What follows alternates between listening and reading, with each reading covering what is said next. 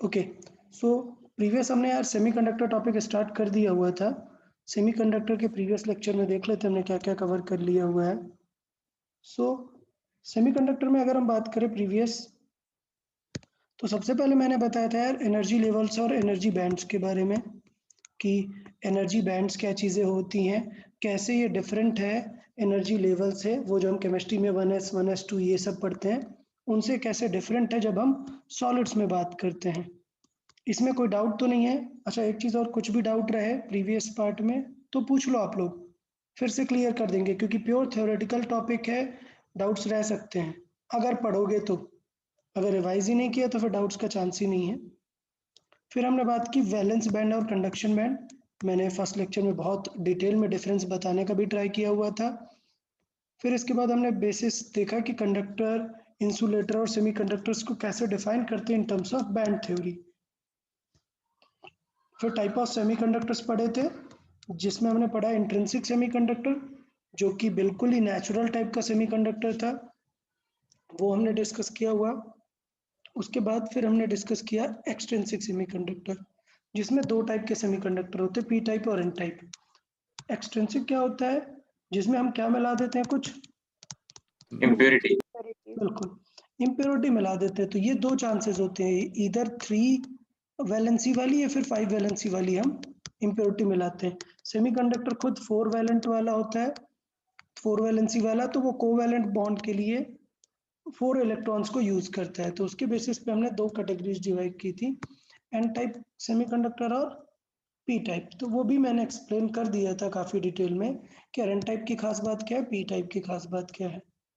Okay, फिर हमने इसके बाद बात की थी करंट रिलेटेड कि यार करंट कैसे फ्लो हो सकती है सेमीकंडक्टर में। तो पता चला था कि दोनों ही कंट्रीब्यूट करते हैं करंट को, और ये हमने नोटिस किया था कि दोनों की करंट हमें अडॉप्ट करनी पड़ेगी। बस प्रॉब्लम ये है कि जब हम कंडक्टिविटी को लेके बात करते हैं, कंडक्टिविटी को लेके, तो हमें ये फॉर्मूला एक याद रखना है नया, मोबिलिटी। मोबिलिटी कैसे डिफाइन होती है? क्योंकि सेमीकंडक्टर में कौन सी चीज हमेशा दी जाती है आपको? म्यू। तो मोबिलिटी दी जाती है, तो मोबिलिटी के टर्म्स में अगर हम देखें तो मोबिलिटी जो हमारा है वो क्या है? That is drift velocity over electric field. इस मोबिलिटी का यूज करके हम क्या डिफाइन करते हैं? Sigma conductivity. और रेजिस्टिविटी चाहिए तो उसका उल्टा होता है। तो ये बहुत इंपॉर्टेंट है कंडक्टिविटी को डिफाइन करना। फिर मैंने बताया कि देखो कंडक्टिविटी दोनों करेंगे, होल्स भी करेंगे और इलेक्ट्रॉन भी करने वाले हैं। ओके, दोनों ये कंडक्टिविटी करने वाले हैं।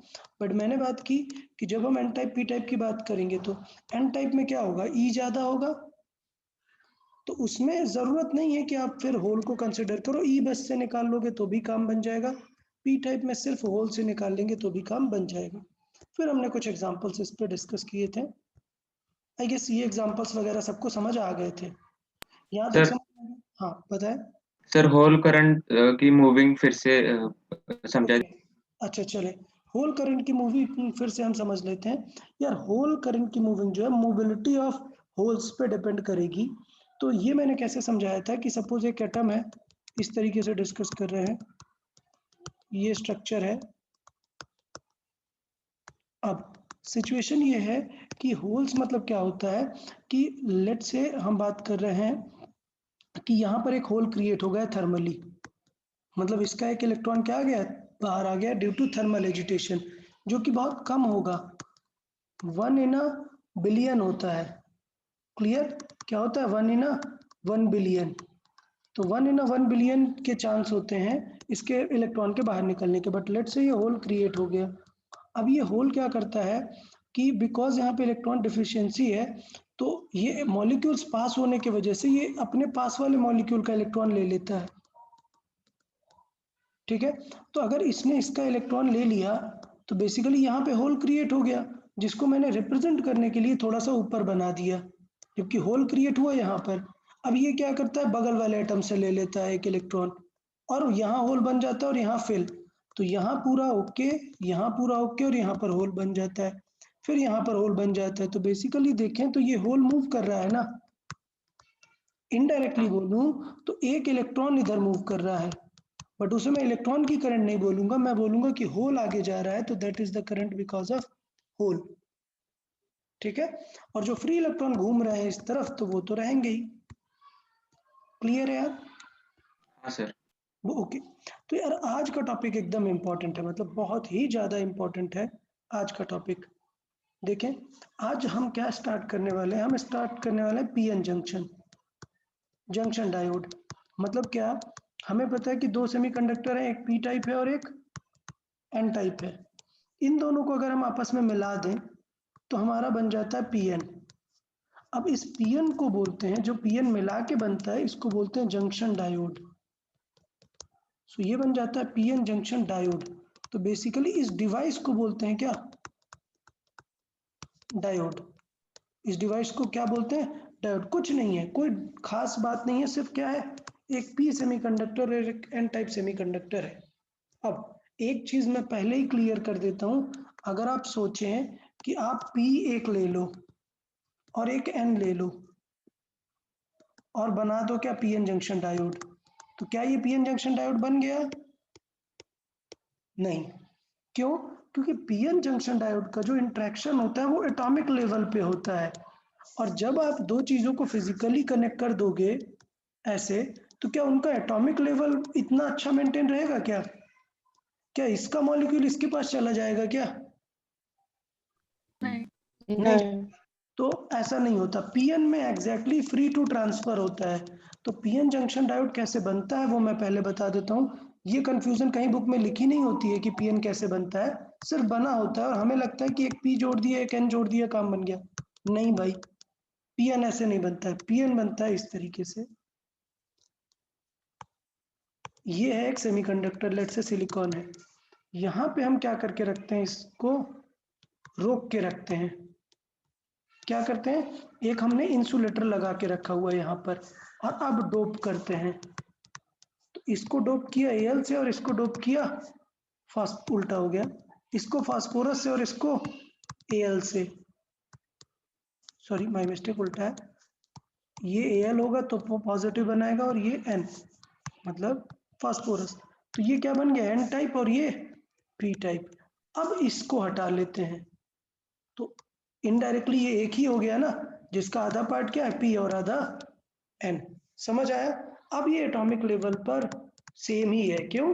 क्योंकि यहाँ पर सारे वही सिलिकॉन है जो इधर पे है और जो इधर पे है। समझ आया क्या? हाँ। तो पीएन जंक्शन कभी इस तरह नहीं बनता है, पीएन जंक्शन इस तरीके से पहले से ही बना के रखा जाता है, जब डोपिंग की जाती है दोनों को साथ में रखा जाता है। तो चले स्टार्ट कर लेते हैं पीएन जंक्शन डायोड।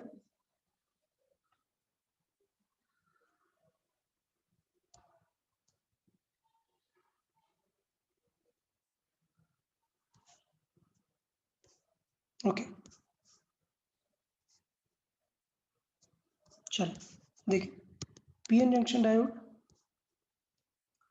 सिंपल है, पी और एन एक मिला देते हैं तो उसे हम बोलते हैं पीएन जंक्शन डायोड। तो ये जो पी और एन को मिला के डिवाइस बनती है इसे हम बोलते हैं पीएन जंक्शन डायोड। अब इसका सिंबल क्या है, सिंबल ये है यार, मतलब ये सिंबल आपको याद रखना है कि सर्किट में कभी अगर ऐसा बना है तो ये जो ट्रायंगल है ये काम करता है क्या, पी, और ये जो स्मॉल है ये किसका काम करता है, एन। ये सिंबल है, याद रखना है। क्या ये डायोड है क्या रियल में?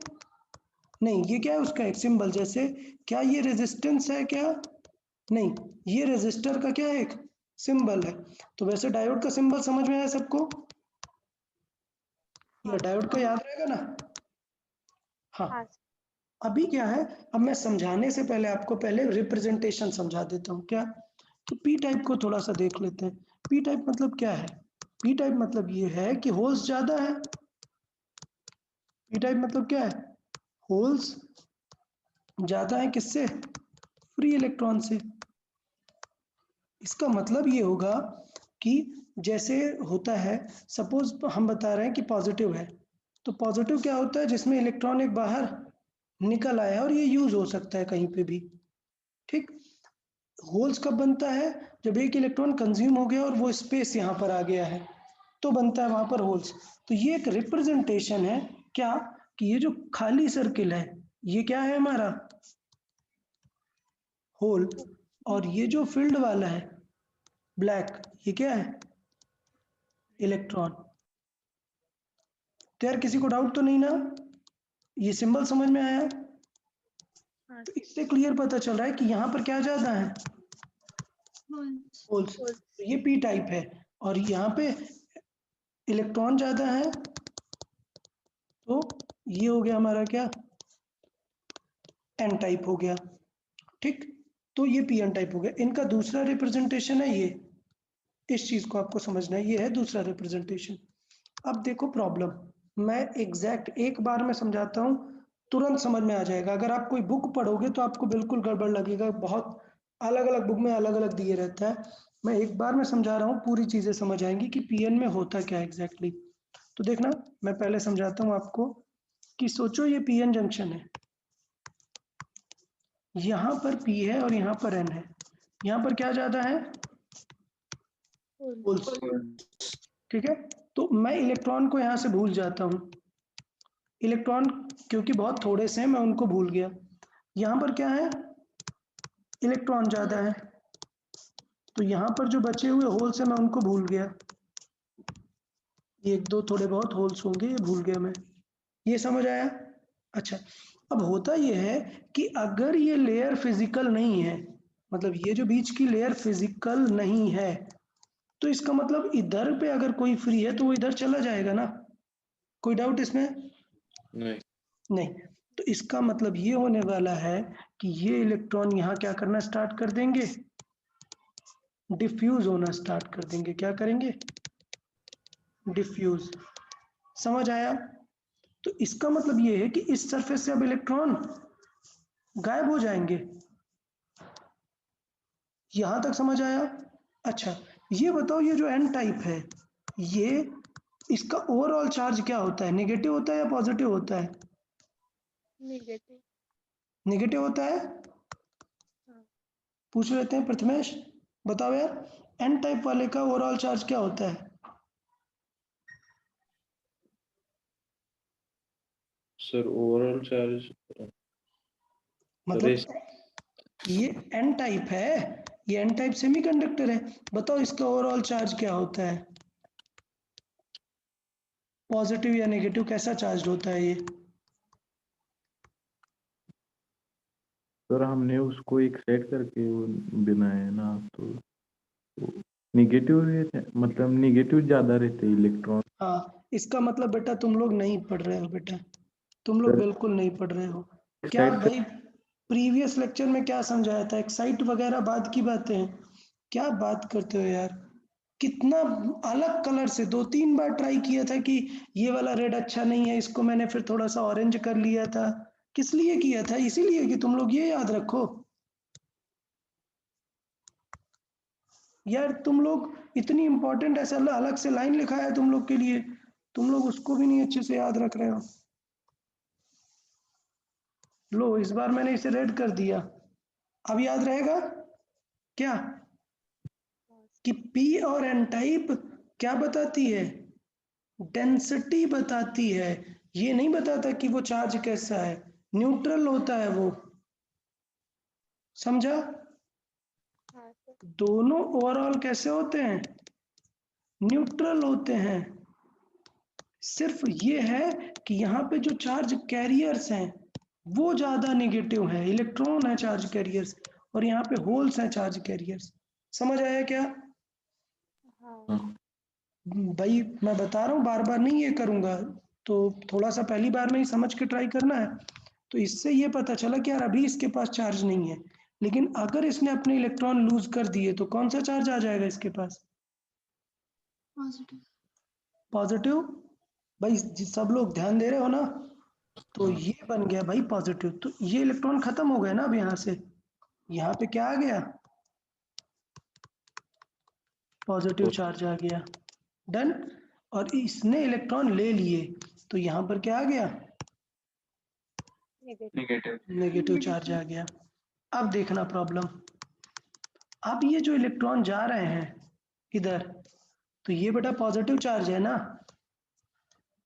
तो क्या ये अब इलेक्ट्रॉन को ऐसे जाने देगा क्या? नहीं। नहीं, इलेक्ट्रॉन जाने का ट्राई करेगा, ये कहेगा भाई वापस आ जाओ। समझ आया? तो इसका मतलब ये है कि थोड़ी देर बाद ये डिफ्यूजन क्या हो जाएगा, स्टॉप। हो जाएगा। और हम देखेंगे तो हमें एक चीज फील होगी कि ये एक लेयर का काम कर रहा है जिसकी अपनी कोई थिकनेस होगी, माइक्रोमीटर की रेंज में होती है ये थिकनेस, ठीक है। तो ये थिकनेस हमें रहेगी, तो इस लेयर को हम क्या बोलते हैं, डिप्लेशन लेयर। क्या, डिप्लीशन लेयर। बताओ डिप्लीशन लेयर समझ में आया सबको? हाँ। तो देखो क्या क्या वर्ड, अभी मैं आगे सबका डिटेल दूंगा, बट मैं चाहता हूं कि आप लोग पहले समझ लो यहीं पर सब के सब। तो मैंने क्या समझाया कि पहले हमें एक चीज पता चली, डिफ्यूजन। अच्छा, डिफ्यूजन होगी इसका मतलब अंदर एक करंट फ्लो हो गई। अगर इलेक्ट्रॉन इस तरफ जा रहे थे तो करंट किस तरफ फ्लो हो गई, opposite to that. Opposite direction में, इस तरफ। तो this direction from P to N is called diffusion current. या डिफ्यूजन करंट को डिफाइन कर लोगे, 1 मार्क के लिए बोर्ड्स में भी आता है। क्या है डिफ्यूजन करंट की डेफिनेशन? कि when there is a P and N semiconductors, the electron, और वर्ड याद रखना, diffuse from P to N side. And why it diffuse? Why? क्या नेगेटिव पॉजिटिव कुछ लगा दोगे क्या, सर यहाँ नेगेटिव था, ये पॉजिटिव था, ये यहाँ पॉजिटिव था, कुछ कुछ चार्ज को बीच में मत ले आना। क्यों डिफ्यूज हो रहा है? होल्स को भरने के लिए वो। कंसंट्रेशन ज्यादा था यहाँ पे इलेक्ट्रॉन का, तो ये फ्री टू मूव थे, तो वो होल्स को फिल करने के लिए या होल्स को डिफ्यूज करने के लिए मूव किए। तो मूव करने के लिए चार्ज रिस्पॉन्सिबल नहीं है, क्या रिस्पॉन्सिबल है, कंसंट्रेशन। जब भी P और N देखना तो ये जरूर याद रखना कि वो न्यूट्रल होते हैं, तो चार्ज को मत बीच में लेके आ जाना।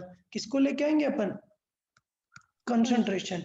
क्या यहाँ पे इलेक्ट्रॉन बहुत सारे थे तो वो इस तरफ मूव कर गए और कौन सी करंट आ गई, डिफ्यूजन करंट। अब समझना, डिफ्यूजन करंट समझ आया? हाँ।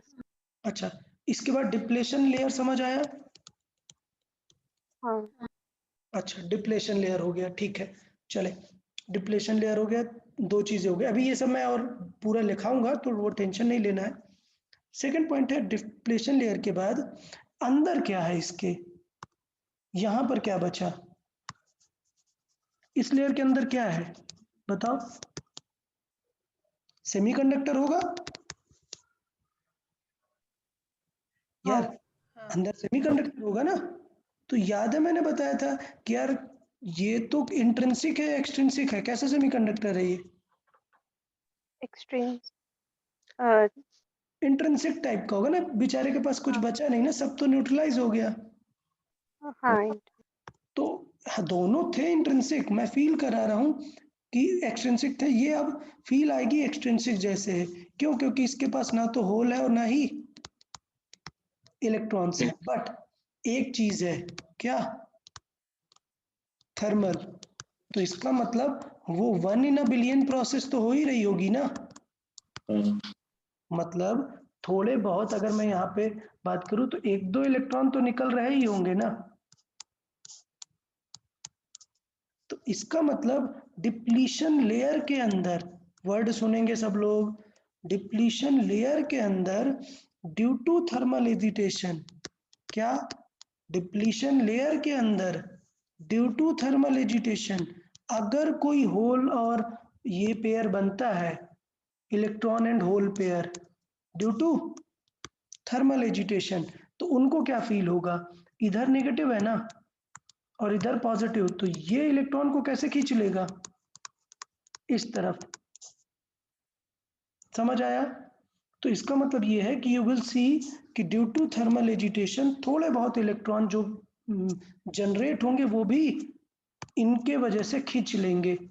तो अगर इलेक्ट्रॉन इधर खींचे तो इस तरफ एक फोर्स लगेगा ना, सॉरी इस तरफ एक करंट आएगी, क्लियर।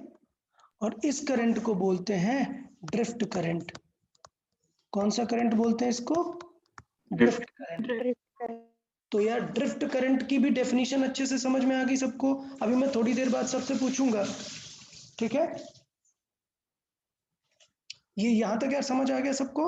हाँ अच्छा, okay, just a minute, okay, hold a second everyone.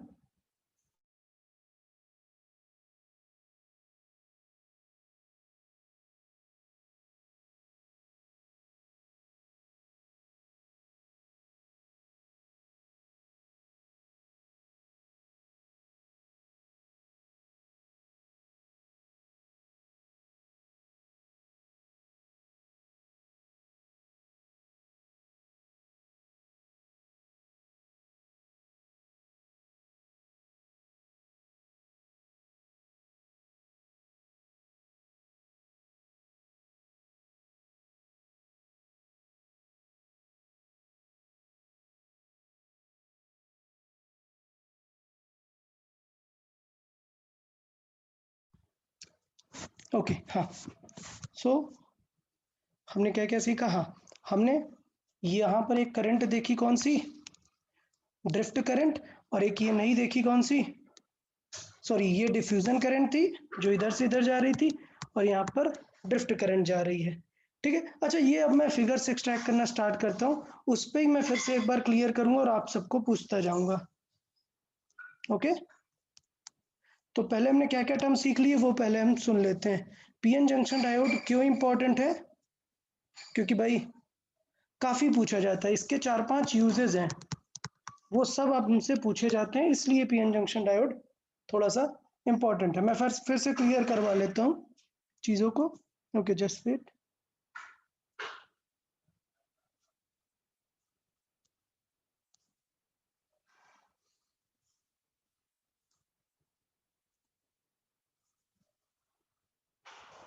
Okay, तो यार ये जर्नल फिगर है, इसमें आपको समझ में आ जाना चाहिए। अभी इसमें क्या है, ये सर्कल्स क्या बता रहे हैं? होल्स, होल्स इसमें ज्यादा है और इसमें इलेक्ट्रॉन, इलेक्ट्रॉन। तो ये अब इलेक्ट्रॉन अगर इधर जा रहा है तो उसको क्या बोलेंगे हम? Diffusion current. Diffusion current. और इस तरफ अगर वो होल्स जा रहे हैं तो दोनों को मिला के ही हम डिफ्यूजन कंसिडर करते हैं कि इस तरफ जो है होल्स होल्स तो इस तरीके से नहीं डिफ्यूज होते हैं, एक्चुअली इलेक्ट्रॉन ही डिफ्यूज होता है सिर्फ इस तरफ। बट अगर कुछ होल्स इधर जा रहे हैं तो वो सेम पार्ट में कंसिडर हो जाएंगे। ठीक है, ऐसा करने से क्या प्रॉब्लम हुआ? ऐसा करने से यहाँ पर क्या रेडी हो गया? एक डिप्लीशन डिप्लीशन लेयर। इसमें अच्छे से नहीं समझाया है, इस फिगर में अच्छे से समझ में आ रहा है कि डिप्लीशन लेयर जब बनेगी तो क्या होगा। यहाँ पर देखो, पहले क्या था, ये इलेक्ट्रॉन था एक एक्स्ट्रा और ये पॉजिटिव चार्ज था, इसीलिए तो इलेक्ट्रॉन एक्स्ट्रा था, और दोनों मिला के क्या थे? न्यूट्रल थे। अब इलेक्ट्रॉन इधर चले गए, क्लियर? तो यहाँ पर नेगेटिव बढ़ गया और यहाँ पर पॉजिटिव रिमेन रह गया। ओके, तो बेसिकली डिप्लीशन लेयर में आपको इस तरीके से फील होगा कि यहाँ पर पॉजिटिवली चार्ज और यहाँ पर नेगेटिवली चार्ज। यहाँ तक ओके? डिप्लीशन लेयर तक समझ आया सबको? हाँ हाँ, ओके। फिर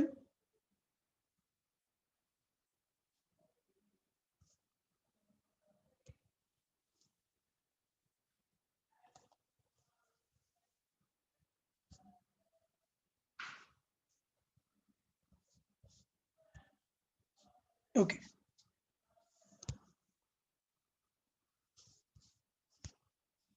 देखिए, तो फिर यहाँ पर दो टाइप की करंट फ्लो होती हैं, कौन सी? डिफ्यूजन और ड्रिफ्ट करंट। ठीक है, चले अब आप लोग एक्सप्लेन करें, बताएं डिफ्यूजन करंट कौन सी होती है? इलेक्ट्रॉन्स इलेक्ट्रॉन्स की डिफ्यूजन की वजह से इलेक्ट्रॉन्स, तो किस साइड से किस साइड इलेक्ट्रॉन मूव हो रहे हैं? N to P. N to P. तो डिफ्यूजन करंट किधर शो करेंगे? P2N।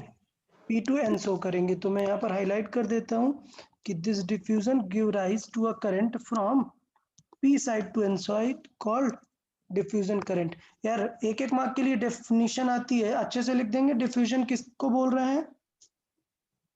ओके, ठीक है, अच्छा। अब सिचुएशन देखें क्या, कि ये जो मैंने आपको बात बताई कि because of thermal collision electron hole pair are created at every part of diode, हर जगह पर होते हैं। ठीक है, लेकिन अगर इलेक्ट्रॉन पेयर कहाँ पर क्रिएट होता है? डिप्लीशन लेयर में। तो वो इलेक्ट्रॉन किसकी तरफ अट्रैक्ट हो जाता है? यहाँ पर जो डिप्लीशन लेयर में पॉजिटिव आया है, यहाँ पर जो डिप्लीशन लेयर में क्या आया है, एक्स्ट्रा पॉजिटिव आया है, तो वो जो थर्मल एजिटेशन की वजह से अगर कोई इलेक्ट्रॉन कहाँ पर, डिप्लीशन लेयर के अंदर अगर जनरेट हुआ, कोई भी एक इलेक्ट्रॉन जनरेट हुआ, तो वो किसकी तरफ अट्रैक्ट हो जाएगा, इस तरफ। क्लियर? तो उसके वजह से कौन सी करंट जनरेट होगी? Drift current. ठीक है, तो यार दोनों क्लियर है ड्रिफ्ट करंट की भी definition. So this gives rise from a current n to p side known as drift current। चले, यहां तक ओके है। यहाँ पर हमने ये लिख भी दिया है ड्रिफ्ट और ये दोनों चीजें। अच्छा, अगर हम बात करें कि हमने कहीं से इसे कनेक्ट करके नहीं रखा, मतलब इसे बैटरी से कनेक्ट करके नहीं रखा, बैटरी से नहीं कनेक्ट करने को बोलते हैं क्या, बाईएसिंग। बैटरी से कनेक्ट करने को डायोड को क्या बोलते हैं, बाईस्ड। ठीक है, तो अगर डायोड बाईस्ड नहीं है, डायोड कैसा है, अनबाइस्ड है, तो ये काफी इंपॉर्टेंट है यार, ये चीज याद रखें। अगर डायोड बाइस्ड नहीं है तो ड्रिफ्ट करंट और डिफ्यूजन करंट दोनों क्या होती हैं, सेम होती है। सेम। ठीक है, तो हमें फिर कोई टेंशन नहीं होती है, नेट जो है करंट जीरो होता है। इसका मतलब मैं ये बताना चाह रहा हूं कि अगर बेटा बैटरी से नहीं करने किया ना, तो ऐसा नहीं होगा कि इसे टच कर लो और आपको करंट लग जाए। समझ आया? हाँ अगर बैटरी से कनेक्टेड नहीं है तो कुछ नहीं होने वाला, वहां पर नेट क्या रहेगा, जीरो रहेगा। इसको स्टेडी स्टेट भी बोलते हैं, तो कोई टेंशन नहीं है। अच्छा, अब हम बात करते हैं क्या, बाईएसिंग की। तो दो टाइप की बाईएसिंग होती है क्या, फॉरवर्ड बाईएसिंग और रिवर्स बाईएसिंग। फॉरवर्ड बाईएसिंग क्या होती है, जब पी को किससे कनेक्ट कर दें, पॉजिटिव से। पी को अगर पॉजिटिव से कनेक्ट कर दिए तो उसे बोलते हैं क्या, फॉरवर्ड बाईएसिंग। और पी को अगर नेगेटिव से कनेक्ट कर दिए तो उसे क्या बोलते हैं, रिवर्स बायस। रिवर्स बाईएसिंग। तो अभी मैं ये पहले दोनों बाईएसिंग आपको सिखाता हूँ, फिर मैं दोनों की करंट्स बताता हूँ कि कैसे दोनों करंट्स डिफरेंट होने वाली हैं।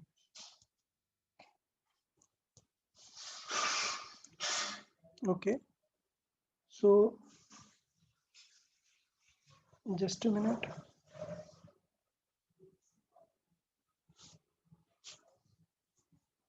ओके, दो चीजें और, हाँ, इसमें डिप्लेशन लेयर के साथ साथ एक और चीज बतानी है। ओके, देखें, डिप्लेशन लेयर तो पता चला क्या है, हाँ, due to diffusion of charges. ये वर्ड बहुत इंपॉर्टेंट है यार, डिफ्यूजन जरूर यूज करना है जब भी आप डिप्लेशन के बारे में बता रहे हैं। So due to diffusion of charges, a thin layer is formed from on both side of junction। ठीक है, और ये लेयर जो होती है उसे डिप्लेशन लेयर बोलते हैं, और यूजुअली इसकी थिकनेस किस रेंज में होती है, माइक्रोमीटर्स की रेंज में होती है। क्लियर? अच्छा, अब मैंने बताया कि डिप्लीशन लेयर को कैसे दिखाते हैं, तो मैं यहाँ पर फिगर पे दिखा देता हूँ। जैसे ये पी टाइप है और ये एन टाइप है, तो इस फिगर को मैं यहाँ पे रुकें, थोड़ा एक्सप्लेन कर देता हूँ कि यार ये लेट से हमारी क्या डिप्लेशन लेयर है, डी। तो काम की चीज क्या होने वाली है, यहाँ पर पार्शियली पॉजिटिव फील होने वाला है और यहाँ पर पार्शियली नेगेटिव फील होने वाला है। तो बेसिकली इसका मतलब ये है कि इसके अंदर एक इलेक्ट्रिक फील्ड रहने वाली है। समझ आया? हाँ इसका मतलब इसके अंदर एक इलेक्ट्रिक फील्ड रहने वाली है, इंटरनल इलेक्ट्रिक फील्ड रहने वाली है, और इस डिप्लेशन लेयर की थिकनेस भी है। तो बेटा जब इलेक्ट्रिक फील्ड में किसी थिकनेस पे जाओगे आप, सपोज ये इलेक्ट्रिक फील्ड है और आप इस पॉइंट से इस पॉइंट चले गए, तो क्या डिफरेंस मिलेगा आपको, इलेक्ट्रिक फील्ड में ए टू बी चले गए तो पोटेंशियल पोटेंशियल डिफरेंस होगा, और in the direction of electric field potential क्या होगा, डिक्रीज। डिक्रीज करेगा। तो इसका मतलब ये होगा कि एन वाला ये पॉइंट, ये कैसा काम करने लग जाता है, हाई पोटेंशियल। क्लियर? और ये इधर वाला क्या काम करने लग जाता है, लो पोटेंशियल।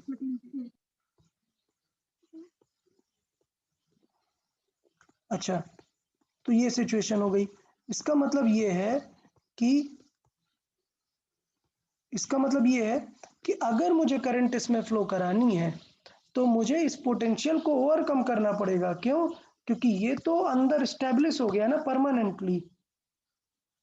ओके, तो इसका मतलब ये है कि इन दोनों के बीच का ये जो डिफरेंस है, ये जो पोटेंशियल डिफरेंस है, इसको हम बोलते हैं पोटेंशियल बैरियर। क्या बोलते हैं? Potential barrier. तो इसे वी बी से रिप्रेजेंट करते हैं। डन। तो ये फिक्स रहता है कि किस टाइप के लिए कितना पोटेंशियल बैरियर आने वाला है। डन। सो ये हो गया हमारा बैरियर पोटेंशियल। तो यहां पर समझे नेक्स्ट टर्म क्या है? Potential barrier. क्लियर? तो ये क्या होता है कि इक्विलिब्रियम पे अपोजिट चार्ज कैरियर्स एक्यूमुलेट हो जाते हैं दोनों साइड में, तो जिससे क्या जनरेट होती है? वहां पर एक इलेक्ट्रिक फील्ड जनरेट होती है। इलेक्ट्रिक फील्ड की डायरेक्शन क्या होती है? Inside the layer N2P। गलती नहीं करना, इनसाइड द लेयर N2P रहती है। मैं यहाँ पे लिख देता हूँ, ये N टाइप है और ये वाला इधर P टाइप है। तो ये सिचुएशन हमारी इलेक्ट्रिक फील्ड की रहती है। तो N2P टाइप। तो इसके वजह से क्या आ जाता है? पोटेंशियल डिफरेंस आ जाता है, जिसको हम क्या बोलते हैं? Potential barrier. तो पोटेंशियल बैरियर समझ में आया? अच्छा, ये बताओ, ये बैरियर जो है सबके लिए थोड़ा सा फिक्स वैल्यूज रहती है, तो आपको यूजुअली क्वेश्चन में दे देता है, बट अगर नहीं दिए तो हमें याद रखना पड़ेगा। अच्छा, वी नॉट कैसे निकाल सकते हैं? E इंटू डी से, याद है ना? पोटेंशियल E इंटू डी से निकाल सकते हैं। तो जर्मेनियम के लिए ये वैल्यू कितनी होती है? 0.3। और सिलिकॉन के लिए ये वैल्यू होती है कितनी? 0.7। ओके, हाँ सर। तो ये याद रहेगा दोनों, पोटेंशियल बैरियर किसके लिए कितना है। अब हम इसमें बाईएसिंग देखेंगे कि बैटरी से अगर कनेक्ट करेंगे तो क्या एग्जैक्टली होने वाला है। तो बैटरी से अगर हमने कनेक्ट किया, सोचें ऐसे कनेक्ट किया, ये पीएन जंक्शन है, ये पॉजिटिव है नेगेटिव, तो बताओ बैटरी किस तरफ इलेक्ट्रिक फील्ड लगाएगी? P2N अच्छा, और जो अंदर लग रही है वो किस तरफ है? N2P। तो समझ गए ना? अगर मुझे करंट फ्लो करानी है अपनी, तो मुझे किससे ज्यादा लगानी पड़ेगी? इससे ज्यादा बैटरी फील्ड, मतलब इससे ज्यादा पोटेंशियल लगाना पड़ेगा। तो अगर मैंने 0.5 वोल्ट की बैटरी लगाई और ये सिलिकॉन है, तो क्या ये काम करेगा? नहीं। जब मैं 20 वोल्ट जब मैं 2 वोल्ट लगाऊंगा तब ये काम करेगा, लेकिन क्या कराएगा? 0.7 वोल्ट का अपोज। लॉस कराएगा। तो इसका मतलब जब भी मैं कैलकुलेशन करूंगा पीएन जंक्शन की, तो कैलकुलेशन सिर्फ मैं 1.3 वोल्ट से ही करूंगा, क्योंकि 0.7 तो किसमें लॉस हो जाएगा? बैरियर को ब्रेक करने में। समझ आया फॉरवर्ड बाईएसिंग? अच्छा, अब कर देते हैं रिवर्स बाईएसिंग। तो रिवर्स बाईएसिंग में तो टेंशन ही गड़बड़ हो गई। इलेक्ट्रिक फील्ड किस तरफ जनरेट होगी? उसी डायरेक्शन उस डायरेक्शन में। तो वो डिप्लेशन लेयर को कम कर पाएगी क्या? नहीं। तो क्या ये काम करेगा क्या डायोड? अरे भाई, डायोड काम करेगा क्या? नहीं। तो बहुत सिंपल सा क्वेश्चन है, देखिएगा, बहुत सिंपल सा क्वेश्चन है। ये लगा है डायोड, ये लगा है डायोड, और ये है 5 वोल्ट, ये है 0 वोल्ट। डायोड काम करेगा या नहीं? करें। करेगा भाई, करेगा। ये पॉजिटिव है, ये नेगेटिव। नेगेटिव। जरूरी नहीं है नेगेटिव, पोटेंशियल डिफरेंस इस तरफ हाई और इस तरफ लो होना चाहिए, बस। समझा? वर्क करने के लिए इस तरफ हाई इस तरफ लो, बस इतना ही चाहिए, ज्यादा नहीं चाहिए हमें कुछ। ओके। हाँ, अब इसका मतलब ये हुआ कि कुछ लोग इसको गलत ले लेते हैं। अगर मैंने इसे 10 वोल्ट कर दिया और इसे 5 वोल्ट, अब काम करेगा क्या? अब काम करेगा या नहीं? क्या लगता है आपको लग रहा है लेट्स से सर करेगा, तो एक्सप्लेनेशन क्या है आपका, क्यों करना चाहिए इसे काम? वो हाई वोल्टेज बस बात खत्म। जब इसे मुझे पीएन जंक्शन को ब्रेक करना था तो ये किसी ने थोड़े ना कहा था कि इसे प्लस और इसे माइनस होना चाहिए। सिर्फ क्या कहा है कि यार इतना हाई वोल्टेज होना चाहिए कि इसके बैरियर को ब्रेक करा दे। हाँ ठीक है, तो अगर ये वोल्टेज उतना ज्यादा है तो ब्रेक करा देगा। तो पॉजिटिव नेगेटिव नहीं जरूरी है, क्या जरूरी है? High and low high high and low voltage. ये हाई पे होना चाहिए, लो पे तो काम करेगा, नहीं तो नहीं करेगा। डन, समझ आ गया ना पक्का? हाँ ओके चले, तो अब इस पे थोड़ा सा बात कर लेते हैं। और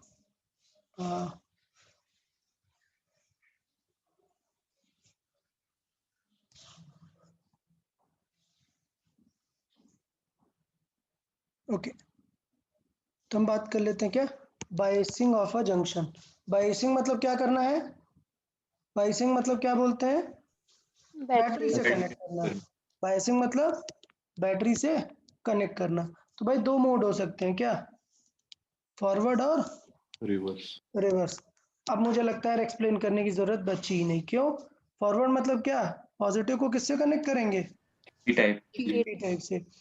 और इधर नेगेटिव को अगर पी टाइप से कनेक्ट किया तो ये सिचुएशन रहेगी। ओके, नंबर 2, अगर मैंने ऐसे कनेक्ट किया तो हमारी इलेक्ट्रिक फील्ड ऐसे रहेगी ना, और डिप्लेशन लेयर में N2P है, तो क्या करेगी इस लेयर को थिन थिन कर देगी ना, और ब्रेक करना शुरू कर देगी। और जबकि यहाँ पे क्या होगा, बढ़ा रही बढ़ा देगी, थिक कर देगी, तो वो फिर वहां पर करंट फ्लो नहीं हो पाएगा।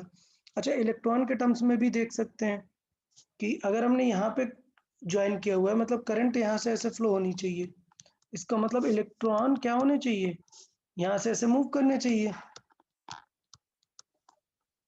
ठीक है, तो हाँ इसका मतलब ये है कि आपको इतनी एनर्जी देनी पड़ेगी कि वो इस डिप्लेशन लेयर को ब्रेक करके पहुंच जाए। ये वोल्टेज ही तो उन्होंने रोक के रख रहा था ना, ये प्लस और माइनस इलेक्ट्रॉन को जाने नहीं दे रहा था। हाँ हाँ यार, तो इसका मतलब अगर आपने उससे ज्यादा वोल्टेज की बैटरी लगा दी तो ये फिर करंट इधर मूव हो जाएगा, इसको जो है निकल जाएगा वो आगे। डन, हाँ हाँ ओके, ठीक है। तो ये सिचुएशन हो गई। मुझे लगता है ये दोनों चीजें आपको क्लियर हो गई कि डिप्लेशन लेयर का क्या होने वाला है दोनों केसेस में। हम क्या करते हैं, थोड़े से मैं कंटेंट ऐड कर देता हूँ कि क्या क्या चीजें आपको याद रखनी है इसमें से, तो आप उसे लर्न कर सकते हैं।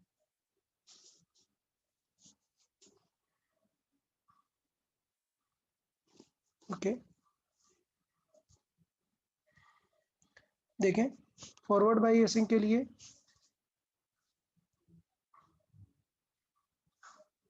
ओके, समझें। फॉरवर्ड बायसिंग ऑलरेडी मैंने एक्सप्लेन कर दिया आपको। फॉरवर्ड बायसिंग में क्या होता है, सिर्फ हम मेन की फैक्टर्स देख लेते हैं। ये पूरा डिटेल समझ आया ना फॉरवर्ड बायसिंग का? हाँ तो ये पूरा याद रखना है कि फॉरवर्ड बायस का मतलब क्या होता है, positive terminal of battery is connected to P side and negative को एन साइड। फिर एक्सटर्नल इलेक्ट्रिक फील्ड होती है, वो इंटरनल को कम करती रहती है, वो सारी चीजें। अब याद करने वाली बात कि जो फॉरवर्ड करंट होती है in order of milli amperes होती है। ठीक है, मिली एम्पियर्स मतलब ये है कि अपनी जो डायोड की जो कैपेसिटी होती है वो मिली एम्पियर की रेंज में होती है। आप डायोड्स को ऐसे मेन सर्किट में नहीं यूज कर सकते हैं। डन, तो फॉरवर्ड बायस मतलब करंट फ्लो होगा, ठीक है, लेकिन वो जो रेंज है करंट की वो किस रेंज में होती है, मिली एम्पियर्स में। अच्छा, फिर बात करते हैं within the junction diode the current flows from due to both type of carriers while in external circuit connecting wires current flows due to electron। तो ये सेकंड पार्ट क्या है, ये बैटरी जैसा काम है। बैटरी के अंदर क्या था, बैटरी के अंदर अगर हमने एनोड कैथोड डाले हैं तो याद है बैटरी के अंदर जो करंट फ्लो होती है वो due to flow of electron और due to flow of positive charge दोनों के वजह से होती है। लेकिन जब हम इसे किसी एक्सटर्नल सर्किट से कनेक्ट करेंगे तो क्या होगा, एक्सटर्नल सर्किट में पॉजिटिव थोड़े ना फ्लो कर सकता है, तो वो किसके वजह से होगा, सिर्फ इलेक्ट्रॉन। इलेक्ट्रॉन। तो इसका कहने का मतलब, सेकंड स्टेटमेंट का मतलब क्या है? सेकंड स्टेटमेंट का मतलब ये है कि ये वायर में होल्स मत मूव करा देना, वायर में होल्स मत मूव करा देना। वायर में सिर्फ कौन मूव हो रहे हैं? इलेक्ट्रॉन। इलेक्ट्रॉन्स। अंदर जो करंट फ्लो होगी वो दोनों के वजह से होगी, मतलब दोनों के वजह से सेम करंट आने वाली है इधर पे। आई ड्यू टू इलेक्ट्रॉन्स है, क्योंकि इलेक्ट्रॉन्स इस तरफ जा रहे हैं, ओके। और आई ड्यू टू होल, क्योंकि होल इस तरफ जा रहे हैं।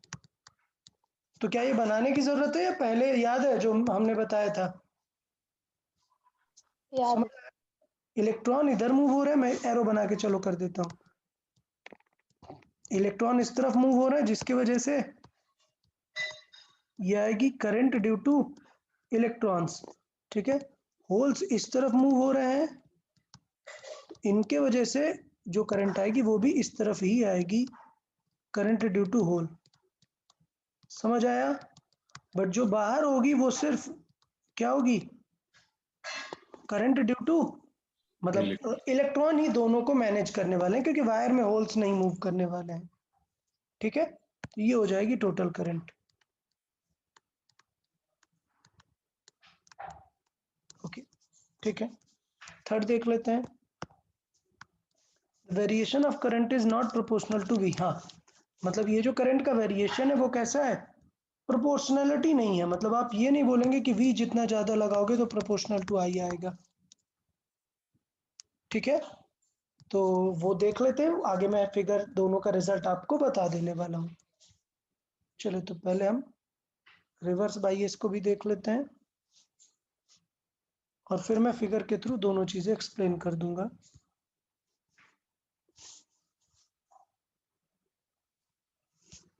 ठीक है, ये रिवर्स बायस है और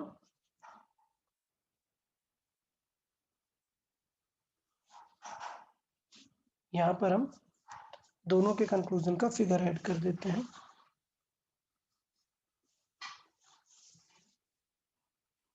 ओके, चले तो पहले देख लेते हैं। ये हमारा ग्राफ है क्या?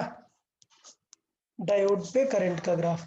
अच्छा देखो, जब हम वोल्टेज कैसा लगाएंगे? पॉजिटिव। तो देखो आप फिगर देख रहे हो, थोड़ी देर करंट नहीं है। समझ गए ये क्यों नहीं है? हाँ। डिप्लेशन लेयर की वजह से। क्लियर? हाँ। अच्छा, तो जब तक हम 0.6 वोल्ट किसी सेमीकंडक्टर का है तब तक करंट स्टार्ट नहीं होगी। उसके बाद जब स्टार्ट होगी तो क्या करंट ऐसे आएगी क्या? नहीं, ठीक है। तो ये चीज बताई गई है कि जो वेरिएशन ऑफ करंट है वो लीनियर नहीं है, ओके। तो ये याद रहेगा, ओके। चले, अब सोचो जब हम नेगेटिव लगा देते हैं या नेगेटिव लगा देते हैं तो नियरली जीरो करंट होती है। देखो फिगर में, देखो बिल्कुल भी स्पेस नहीं है करंट में, अप टू सर्टेन वोल्टेज बिल्कुल भी करंट नहीं है। तो करंट किस में होती है? माइक्रो एम्पियर, मतलब नील करंट होती है। बिल्कुल नील करंट कंसिडर करते हैं कब? जब हम नेगेटिव लगा देते हैं वहां पर। समझ आया सबको? तो बेसिकली इसे हम बोलते हैं कि यहां पर करंट भी नहीं है। ये जो सेक्शन है इसे क्या बोलेंगे? Nearly zero current. ये जो सेक्शन है इसे हम बोलेंगे नियरली जीरो करंट।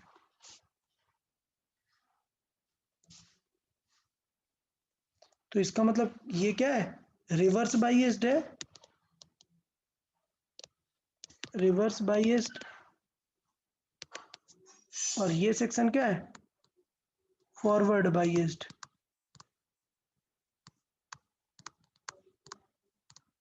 अच्छा देख लेते हैं, अगर अनबायस्ड है तो ये डिप्लेशन लेयर है, तो अगर फॉरवर्ड बायस्ड है तो डिप्लेशन लेयर कम हो गई, ठीक है।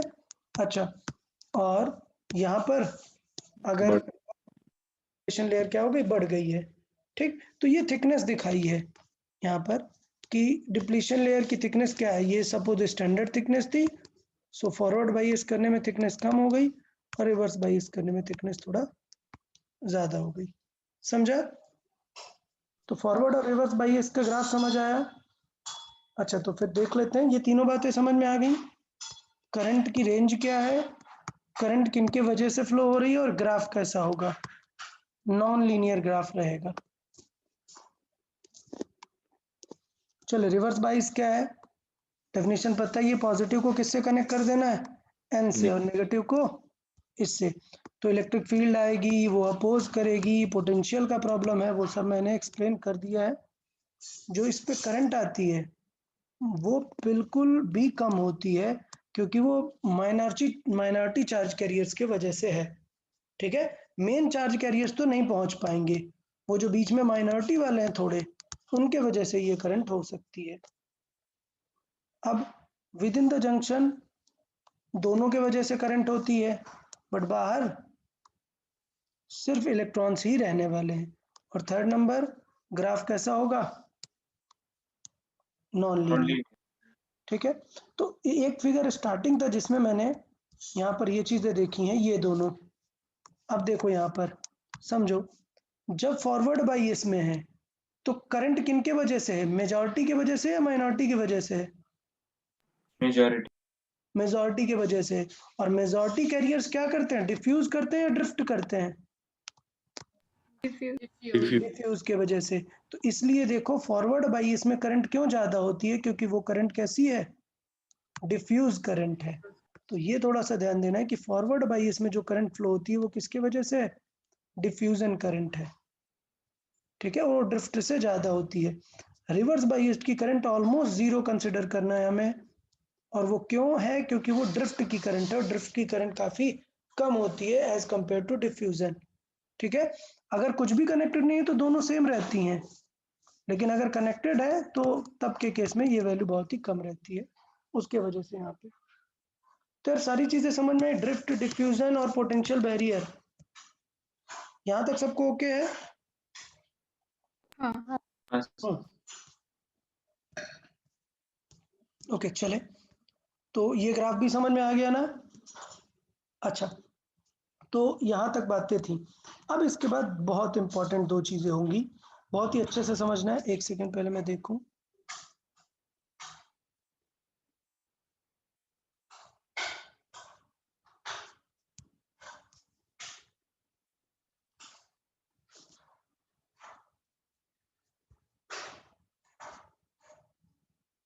ओके, दो चीजें यहाँ पे समझें।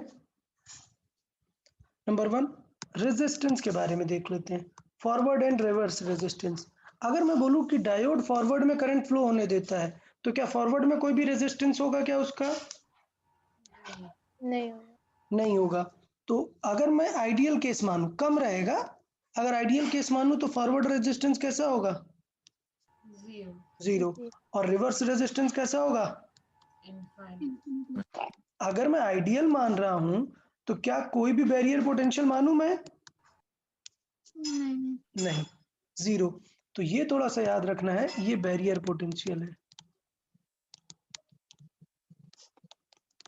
अगर आइडियल मैंने मान लिया है तो बैरियर पोटेंशियल मानने की जरूरत नहीं है, ये याद रखना है। आइडियल के लिए बैरियर पोटेंशियल कंसिडर नहीं करना। लेकिन प्रैक्टिकल यूज में देखें तो ये रेंज देख रहे हो, रिवर्स में इतना ज्यादा रेजिस्टेंस फील होता है as compare to forward. Clear? तो इसलिए डायोड रिवर्स मोड पे काम नहीं कर सकता। ठीक, लेकिन कुछ लोग तो मतलब महान लोग तो रहेंगे ही। अगर आपने रिवर्स मोड में कनेक्ट करके रखा है तो क्या होगा, कुछ तो प्रॉब्लम होनी चाहिए ना।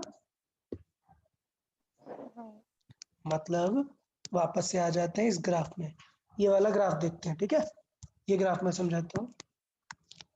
फॉरवर्ड में तो थोड़ी देर करंट नहीं आएगी, जैसे ही आपने नी वोल्टेज को क्रॉस किया, इसको क्या बोलते हैं, बैरियर पोटेंशियल या फिर नी वोल्टेज, उसे क्रॉस किया तो क्या हो गई, करंट शुरू हो गई। ठीक है, लेकिन पीछे करंट आएगी क्या, नहीं। लेकिन कुछ लोग हैं वो वोल्टेज बढ़ाए जा रहे हैं पीछे की तरफ, एक टाइम तो आएगा ना जब ये क्या होगा, खराब हो जाएगा। उसको बोलते हैं क्या, ब्रेक डाउन। ये क्या हो गया, खराब हो गया। अब खराब हो गया तो मतलब बेकार ना, बेकार मतलब क्या कि ये रहे ना रहे, करंट तो सीधे पूरी ऐसे ही चली जाएगी ना, समझ आया? हाँ। तो जितना पोटेंशियल लगा दोगे उतनी तेजी से करंट बढ़ जाएगी। मतलब ये अगर ग्राफ ऐसा है तो ये इतना स्टीप मान लो, ऑलमोस्ट स्टीप, समझा भाई? बात समझ आई है ब्रेकडाउन की?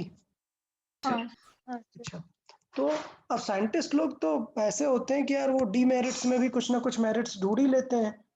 तो ये जो ब्रेकडाउन होने वाला था उसका भी कुछ जुगाड़ करके काम निकाल लिया, उसमें से भी हमने थोड़ा सा यूज कर लिया।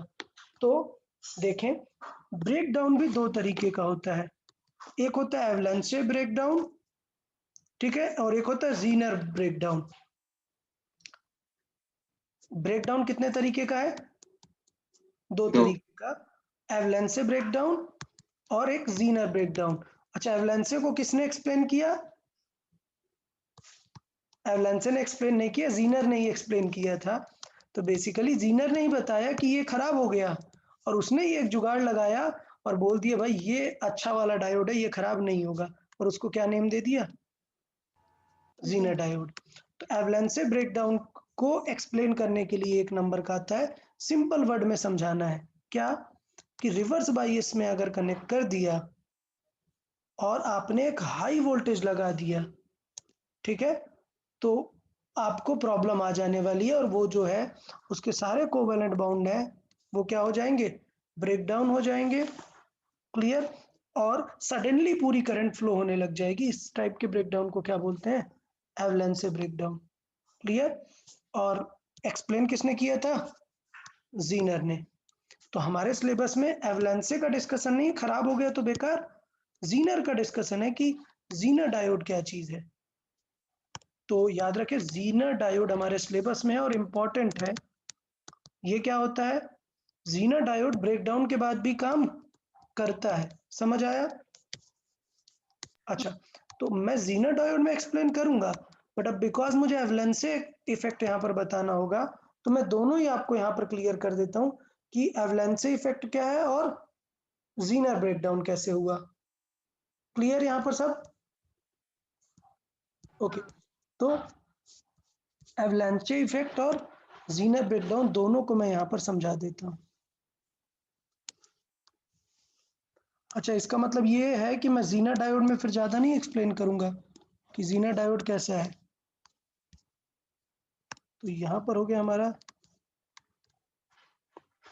एवलांचे ब्रेकडाउन और यहाँ पर है जीनर ब्रेकडाउन। अच्छा, एक चीज़ और मैं फिर से बोल रहा हूँ, दोनों सेम है। जीनर के अंदर भी एवलांचे ब्रेकडाउन, नहीं सॉरी सेम नहीं है, एवलांचे ब्रेकडाउन अलग चीज़ है, वर्ड ब्रेकडाउन दोनों के लिए सेम है, ठीक है, दोनों का ब्रेकडाउन टर्म सेम है, दोनों में अलग अलग टाइप का ब्रेकडाउन होता है। अच्छा, पहले स्टार्ट करते हैं। होने क्या वाला है कि पहले हमने एक पी एन जंक्शन ले लिया है, तो ये हो गया पी और ये हो गया एन टाइप, ठीक, ये हो गया पी टाइप, ये हो गया पी टाइप और ये अपना एन टाइप। अच्छा, पहले हम समझ लेते हैं क्या एवलांचे ब्रेकडाउन क्या है। तो एवलांचे ब्रेकडाउन के लिए पहले बना लेते हैं क्या पोटेंशियल बैरियर। ये क्या है हमारा पोटेंशियल बैरियर, और बाकी बचे प्लेसेस में क्या है? इलेक्ट्रॉन्स, ठीक है। तो ये हमारे कुछ हैं इलेक्ट्रॉन्स। मैं माइनॉरिटी कैरियर्स को नहीं ले रहा हूँ, सिर्फ किनको ले रहा हूँ? इलेक्ट्रॉन्स को। हाँ, और इस तरफ हमारे क्या होगा? Let's say holes. अब देखना ये कब देखने को मिलेगा? सिर्फ रिवर्स बायस्ड में। सो ब्रेकडाउन अकर्स, और मैं लिखूंगा बोथ breakdown occurs in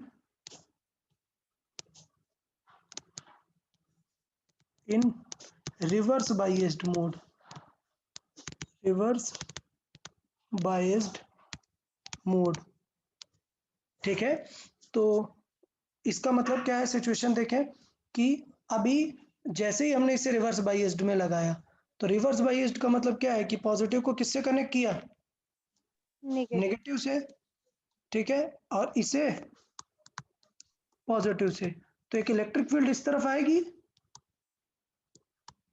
हाँ ये हो गई क्या, एक्सटर्नल। अच्छा, इसके अंदर एक इंटरनल भी थी, N2C इंटरनल भी थी। तो यार प्रॉब्लम क्या होगी, डिप्लेशन लेयर क्या होने लग जाएगी, बढ़ने लग जाएगी, ठीक। ठीक है। तो इसका मतलब थोड़ी देर बाद डिप्लेशन लेयर क्या हो गई, ये हो गई, ये let's say new depletion layer है, ओके, ये क्या है, न्यू डिप्लेशन लेयर है। तो अब आप समझो, अगर ये न्यू डिप्लेशन लेयर है तो अब इसके अंदर के इलेक्ट्रॉन रह पाएंगे क्या, नहीं, वो तो डिफ्यूज हो गए ना। तो बेसिकली न्यू डिप्लेशन लेयर है, मतलब अब ये सब लोग क्या हो चुके हैं, डिफ्यूज हो चुके हैं। बट क्या चीज अभी बढ़ती ही जा रही है, charges electric field. Field. Electric field बढ़ते रहने की वजह से, अब मैं बता रहा हूँ जो लेक्चर अटेंड कर रहे हैं उन्हीं को समझ आएगा ना, क्योंकि नोट्स में इतनी सारी चीजें मैं लिखा नहीं सकता।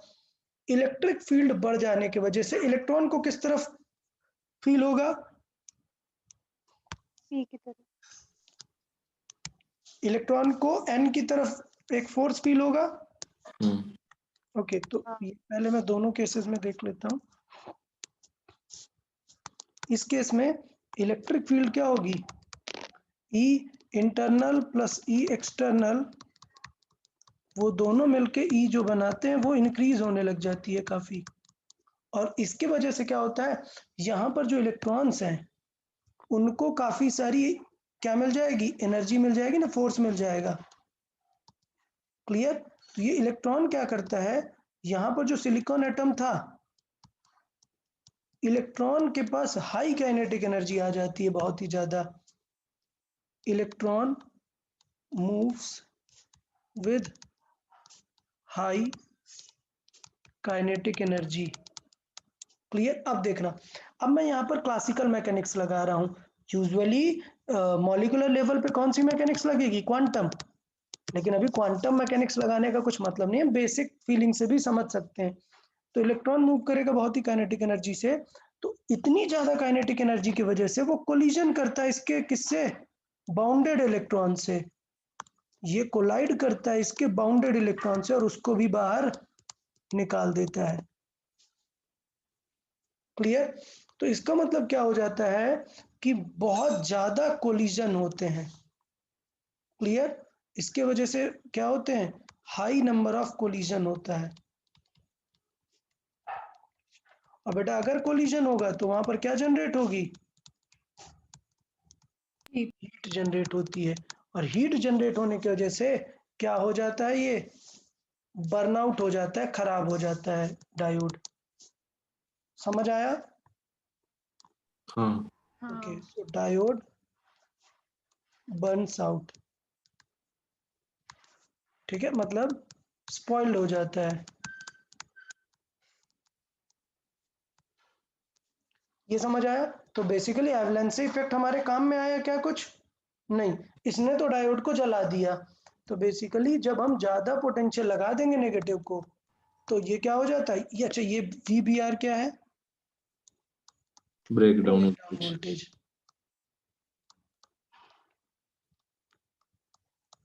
अच्छा, तो यार ये समझ में आया, कीवर्ड क्या है, एवलेंसी इफेक्ट का कीवर्ड क्या है,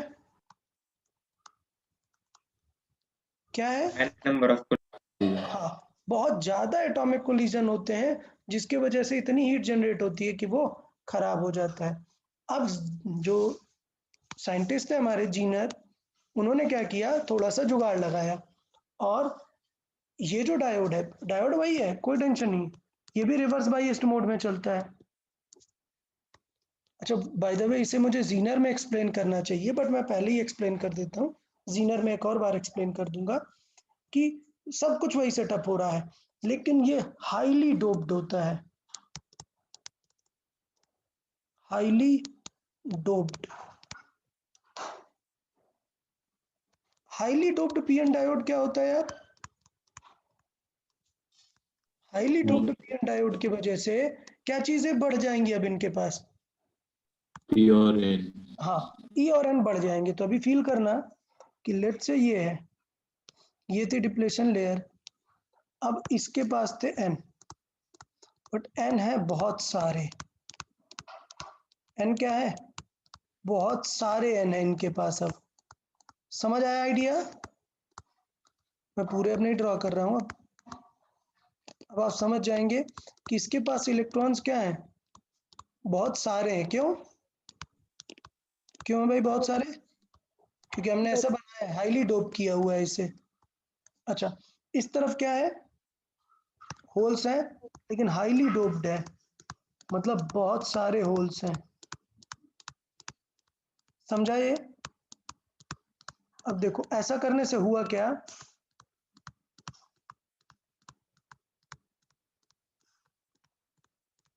ऐसा करने से हुआ ये कि जब डिफ्यूजन होने वाला है, जब डिफ्यूजन होने वाला है, तो यहां पर डिफ्यूजन के लिए, यहां पर डिफ्यूजन के लिए क्या था, इलेक्ट्रिक फील्ड एक इंटरनल मेंटेन थी, तो एक और हमने एक्सटर्नल इलेक्ट्रिक फील्ड उसके लिए लगा दी। तो उस एक्सटर्नल फील्ड के अकॉर्डिंग अकॉर्डिंग उतना पोटेंशियल जनरेट करने के लिए लेयर बहुत बड़ी हो रही थी ना। लेकिन यहाँ पर क्या है, मॉलिक्यूल्स काफी डेंस है, तो इसका मतलब ये जो डिप्लेशन लेयर बनने वाली है वो कम थिक रहेगी, मतलब बहुत ही जल्दी डिफ्यूज हो जाएंगे। बात समझ आई? ये पॉइंट समझ में आया कि यहाँ पर जो डिप्लेशन लेयर थी वो काफी थिक हो गई थी, जबकि यहाँ पर डिप्लेशन लेयर क्या होगी, काफी थिन रहने वाली है। यार यहाँ तक ओके सबको? हाँ सर। अच्छा, इसका मतलब ये है कि कुछ याद है पोटेंशियल V को कैसे लिख सकते हैं? E into D. Into. Into D। तो यार इसका मतलब ये है कि इलेक्ट्रिक फील्ड तो उतनी ही लगाने वाले हैं, लेकिन D क्या होगी इसमें, कम होगी। ठीक है, तो इसका मतलब मैं यहाँ पर लिख देता हूँ, पहले यहाँ पर ही, यहाँ से ही शुरू करते हैं, थोड़ा इसको और बढ़ा देते हैं, ज्यादा बढ़ गया क्या, नहीं कोई बात नहीं। तो इसके वजह से हमें पता है V इज इक्वल टू क्या है, E into D, clear, where D is high, D क्या है, हाई है। तो D अगर हाई है सो V भी क्या होगा, हाई होगा। अगर हाई होगा इसलिए उसको क्या मिल रही है, हाई काइनेटिक एनर्जी मिल जा रही है। डन। और उसी की वजह से ज्यादा कोलिजन्स भी मिल रहे हैं। अब देखना प्रॉब्लम कि यहाँ पर थिकनेस ज्यादा होने की वजह से एटम्स ज्यादा होंगे बीच में, तो कोलिजन करने की पॉसिबिलिटी भी क्या हो जाती है, बढ़ जाती है। तो हाई कोलिजन से हीट ज्यादा होती है, और ये कोलिजन की पॉसिबिलिटी क्यों बढ़ जाती है, because of higher D. So because of high D, probability of collision वो बढ़ जाती है, probability of collision वो इंक्रीज हो जाती है, और इसलिए कोलिजन यहाँ पर ज्यादा हो जाते हैं। ठीक, यहाँ पर क्या प्रॉब्लम हुई है, यहाँ पर हमने देख लिया है क्या, जो D है इट इज लेसर, क्लियर, जो डिप्लेशन लेयर क्या है, lesser as compare to normal P N diode. जो नॉर्मल पी एन डायोड है उसके रेस्पेक्ट में काफी कम है डी। अगर डी कम है तो समझ गए वी भी क्या रहेगा, so that's why V is also less. और अगर वी कम रहेगा तो आप समझ गए काइनेटिक एनर्जी भी क्या रहेगी, electrons is less. Kinetic energy less है और स्पेस भी क्या है, कम है। Okay, so due to low thickness probability of collision क्या होती है? कम। लेस होती है। कोलिजन ये क्या है? लेस। इसका मतलब क्या होगा कि जब कोलिजन ही नहीं होने वाले हैं तो इलेक्ट्रॉन बिना कोलिजन के ही हाई काइनेटिक एनर्जी की वजह से क्या कर जाएगा?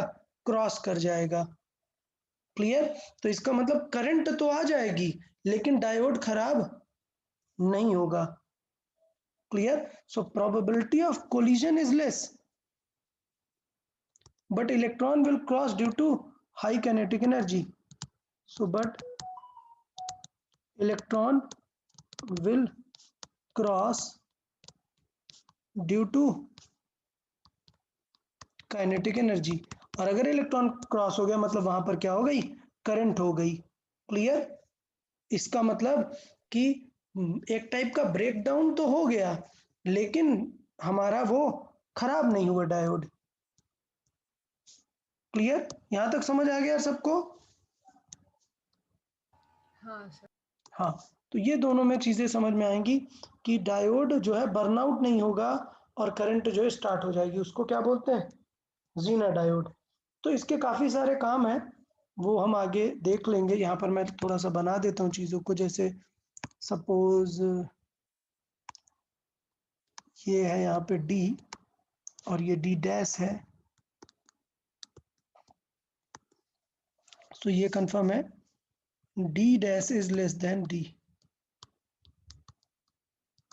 तो यार एवलांचे ब्रेकडाउन और ये जीना डायोड दोनों चीजें समझ आ गई सबको? हाँ हाँ सर। ठीक है, जीना डायोड में मैं फिर थोड़ा सा एक्सप्लेन कर दूंगा, लेकिन जब तक आप एवलांचे इफेक्ट नहीं जानेंगे तब तक जीनर का आप ज़्यादा यूज़ नहीं समझ पाएंगे। बट आई गेस अभी क्लियर होना चाहिए। और दोनों कैसे होते हैं? रिवर्स बायस मोड में रहते हैं। ओके, चलिए कुछ एग्जांपल थोड़े से कर लेते हैं अपन। इसके डायोड के एग्जांपल्स कर लेते हैं थोड़े से।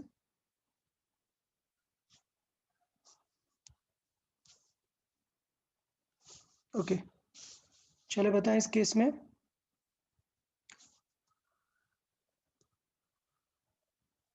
ओके, डायोड्स ये कनेक्शन दिया हुआ है, आपको बताना है कौन सा फॉरवर्ड बायस में है, कौन सा रिवर्स बायस में है। बताएं पहला वाला।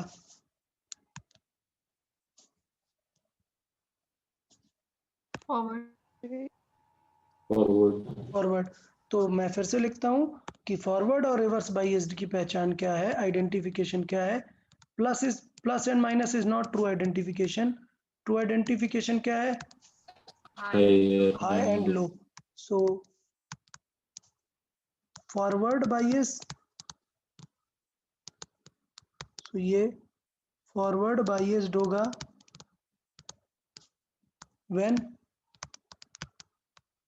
when VA is greater than VB।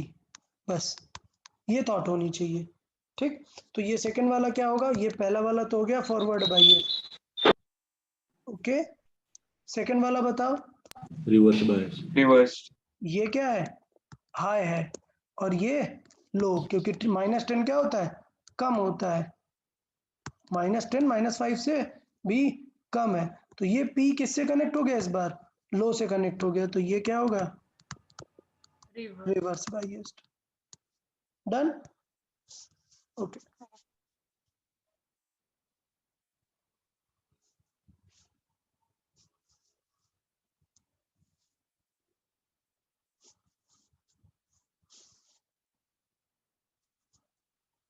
बताएं।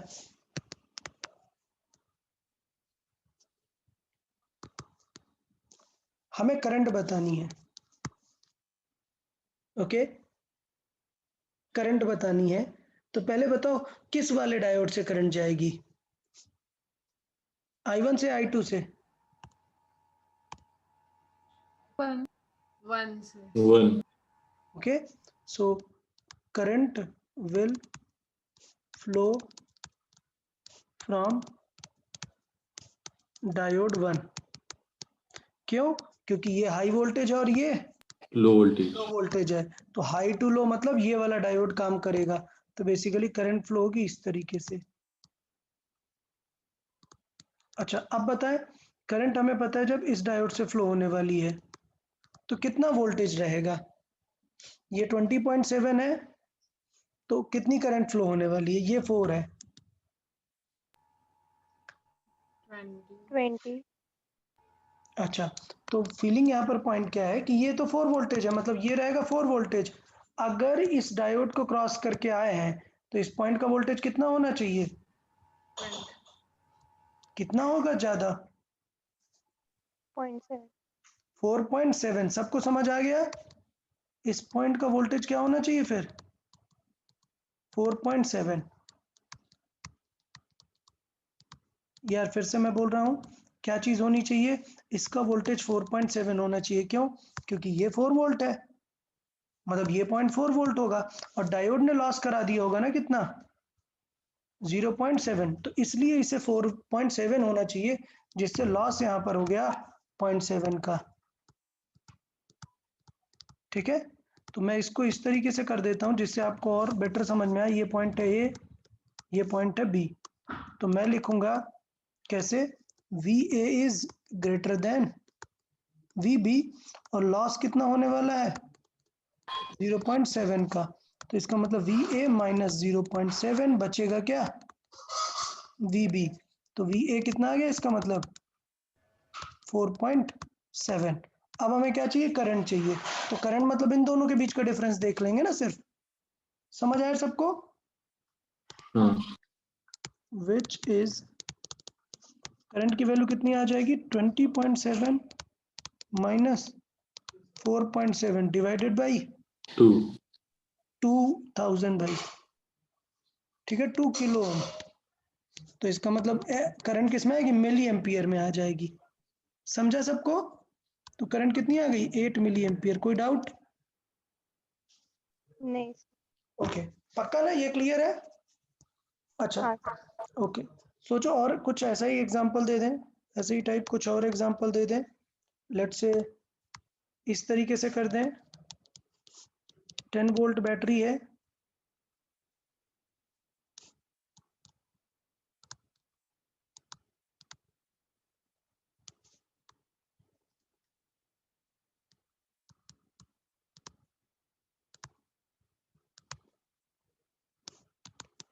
ओके। चले, ये दोनों क्या है? Both are ideal diodes.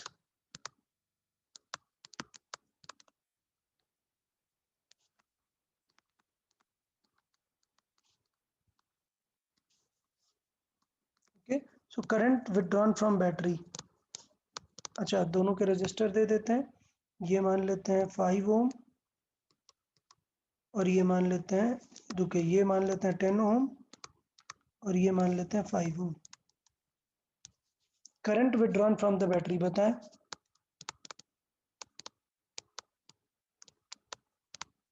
क्या होगा आंसर?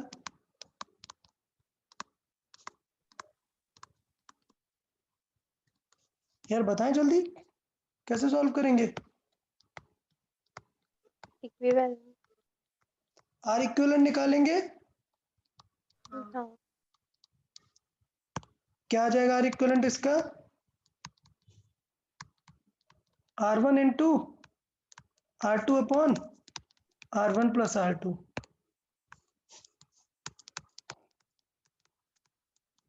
यार जरूरत ही नहीं है, डायोड देखो ना यार, क्या पता चल रहा है डायोड देख के? 5 ओम से क्या करंट होगा? किससे करंट नहीं जाएगी? ऊपर वाली 10 ऊपर ओम वाले से। Okay, because upper diode is in reverse biased, so no current from। तो यार जब 10 ओम से करंट ही नहीं जाएगी तो काहे उसे कैलकुलेशन में लेके आओगे? सिर्फ करंट कितनी हो जाएगी? 2. 10 divided by 5, 2 ampere from 5 ohm resistor. Clear है? समझ आया? इसको कैसे करंट इलेक्ट्रिसिटी से जोड़ सकता है? हाँ यार सबको समझ आया इसको करंट इलेक्ट्रिसिटी से कैसे जोड़ सकते हैं? Okay, good. सर और भी एग्जांपल देख लेते हैं एक और। बस बेसिक करंट इलेक्ट्रिसिटी है और कुछ खास उसमें है नहीं। ज्यादा दिमाग लगाना ही नहीं है, बेसिक करंट इलेक्ट्रिसिटी जैसे ट्रीट करना है।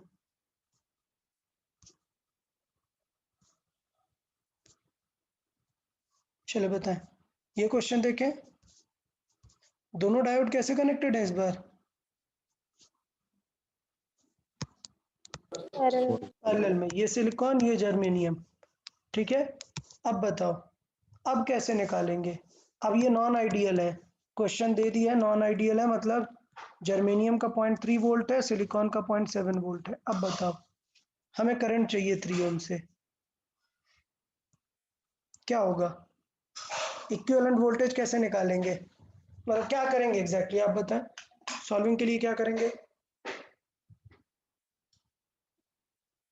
वो VA का निकालेंगे डिफरेंस है। क्या नहीं, VA तो चाहिए हमें, निकालेंगे कैसे, इनका कैसे डील करेंगे?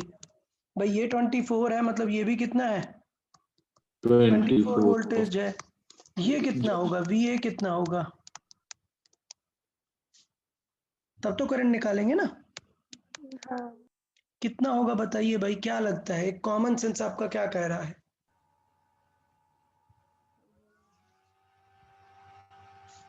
0.7 plus 0.3 वाला लॉस होगा।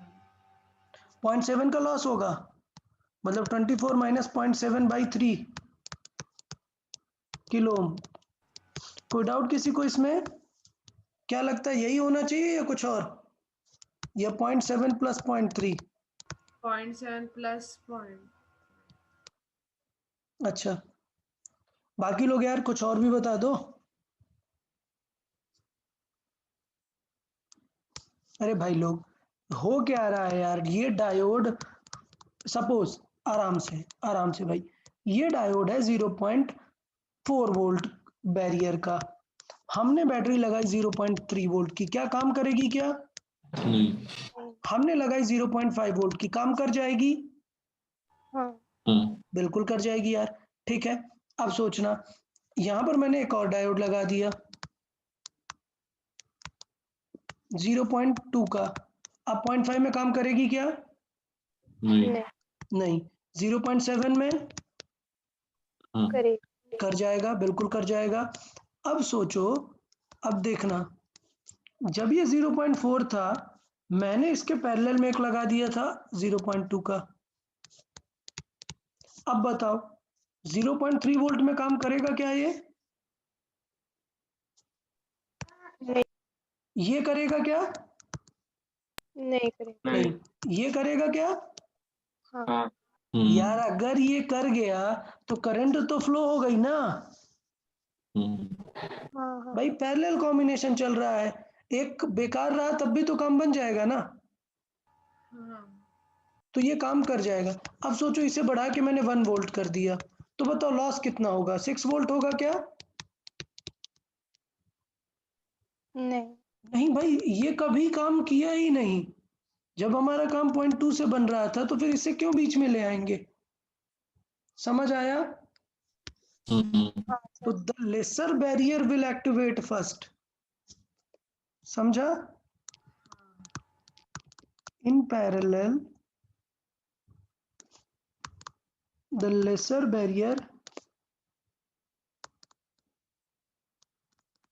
potential barrier will activate first।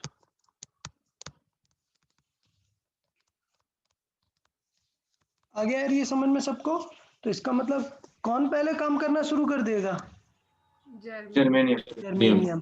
तो इसका मतलब क्या हो जाएगा, VA will be 24 minus 0.3, clear? तो जो भी रहेगा ये रहेगा, और अगर करंट पूछा है तो करंट कितनी हो जाएगी फिर, ये माइनस कर देते हैं, कितना हो जाएगा 23.7। तो क्वेश्चन इजी के चक्कर में ये मत कर देना कि सर 0.7 और 0.3 ऐड कर देते हैं थोड़ा इजी हो जाएगा, नहीं करने लग जाना, डिवाइड बाई 3 किलो ओम, तो आंसर किस में आ जाएगा, मिली एम्पियर्स में आ जाएगा, क्लियर? हाँ। तो फिर वो सिलिकॉन वाले से करंट फ्लो ही नहीं होगा। नहीं होगा, the all current will flow from germanium only, silicon का कभी नंबर ही नहीं आएगा ना फिर, समझा? ये भी पूछ सकता है, इससे करंट क्या रहेगी हमेशा 0। पर वो 24 वोल्ट मतलब ज्यादा है तो फिर थोड़ा भी नहीं होगा। नहीं, एग्जैक्टली हो क्या रहा है सुने, समझे? ये जो डायोड है, 2 डायोड हमने लगाए हैं, ये डायोड कोई रजिस्टर थोड़े ना है कि हमारा इस तरीके से लॉस क्रिएट करेगा, ये तो पैरेलल है ना। तो इसका मतलब अगर मैंने यहाँ पे 0.3 वोल्ट का लॉस करा दिया एक बार, तो पैरेलल में मैक्सिमम कितना हो सकता है फिर? ये 0.3 हो सकता है, कभी उससे अलग नहीं हो सकता है। हाँ। ठीक है, तो एक बार 0.3 हो गया तो इसके अबाउट हमेशा 0.3 रहेगा। अब प्रॉब्लम ये है कि 0.3 में इसमें कभी करंट जाने ही नहीं वाली है। हाँ। ठीक है, तो यार समझ आया कुछ यहाँ तक? सर अगर दोनों भी 0.3 जर्मेनियम पैरेलल में लगाए तो भाई दोनों लगाए तो पैरेलल में V प्लस V2V कर दोगे क्या? V ही रखोगे ना, सीरीज में लगाओगे तब 0.6 होगा, पैरेलल में थोड़े ना। बता रहा हूँ ना, बिल्कुल करंट इलेक्ट्रिसिटी लगाओ यार, समझा? तो 2 लगा दिए 0.3 के तो उनको ऐड करके नहीं लेंगे, सिर्फ 0.3 लेंगे। हाँ, पैरेलल में नहीं लेते ना हम, पैरेलल में यार ये 10 वोल्ट बैटरी है, ये 10 वोल्ट बैटरी है, समझे इधर क्वेश्चन? इसे मैंने रेजिस्टेंस से कनेक्ट कर दिया, ये 10 वोल्ट है, ये 10 वोल्ट है, और ये 5 ओम है। जब आप करंट निकालोगे तो क्या 20 वोल्ट बाई 5 करोगे क्या? नहीं। नहीं भाई, पैरेलल में सेम रहता है वोल्टेज। ठीक है, समझ आया ना? हाँ सर। हाँ। सर तो थोड़ा सा ऐसा गलती नहीं करना है। चले, हाँ, पीएन डायोड के यूजेस देख लेते हैं यार। भाई मैं बता रहा हूँ कि पीएन डायोड मैं क्यों इतना आपको समझाने का ट्राई कर रहा था, क्योंकि बहुत काम आता है और बहुत सारी चीजें पूछी जाती हैं पीएन डायोड में से। तो देखें क्या चीजें हमारे सिलेबस में है पीएन डायोड में से।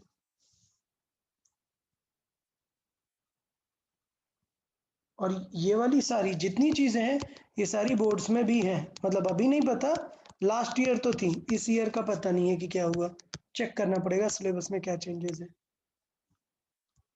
ठीक है यहाँ तक? अब देखो हमें क्या क्या पढ़ना है अभी। पीएन जंक्शन डायोड में हमें पढ़ना है rectifier, zener, photo diode, solar cell, LED. Okay, हाँ, तो चले यार रेक्टिफायर से हम शुरू करते हैं। रेक्टिफायर क्या होता है? रेक्टिफायर होता है एसी को डीसी में कन्वर्ट करना। आप समझ लो कितना इंपॉर्टेंट रोल हो गया डायोड का।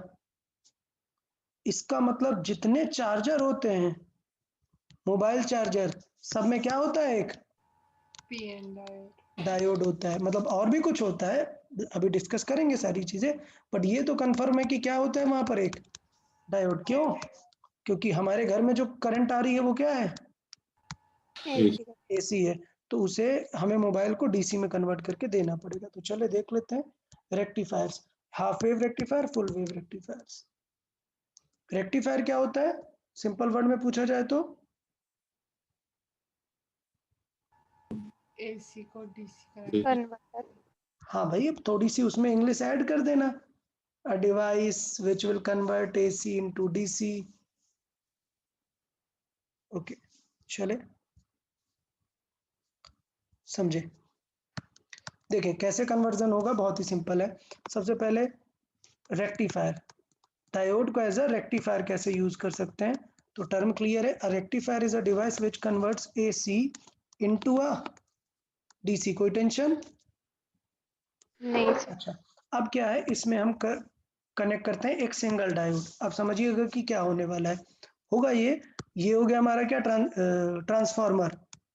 स्ट्रक्चर याद है, ये किसका सिंबल है? ट्रांसफार्मर का है।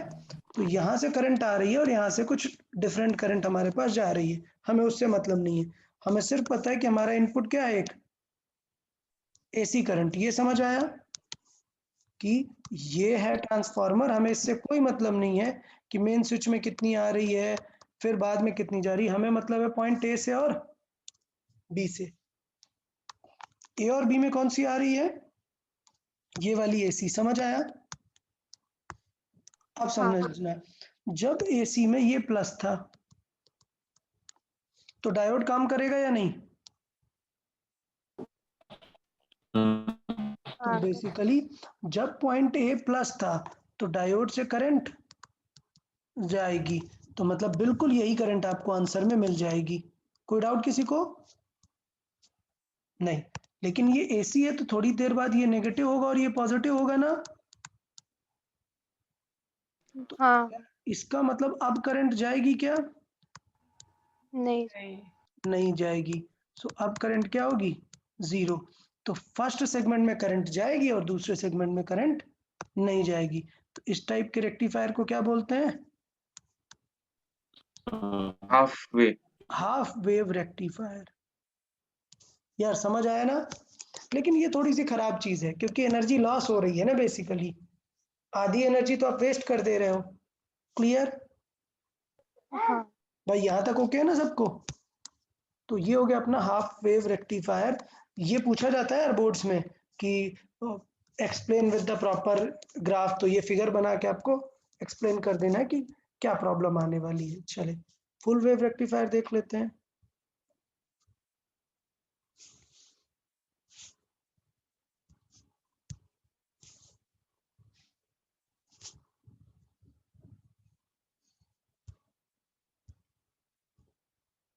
ओके देखें, फुल वेव रेक्टिफायर थोड़ा सा जुगाड़ लगा के हमने चीज़ों को चेंज किया और बेटर बना लिया उसे।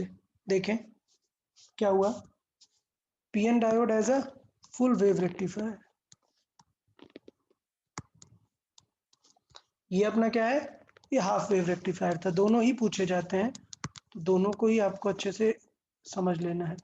देखें होगा क्या कि हमें प्रॉब्लम थी कि ये जो है काम नहीं कर रहा था सेकंड सेट में, ठीक?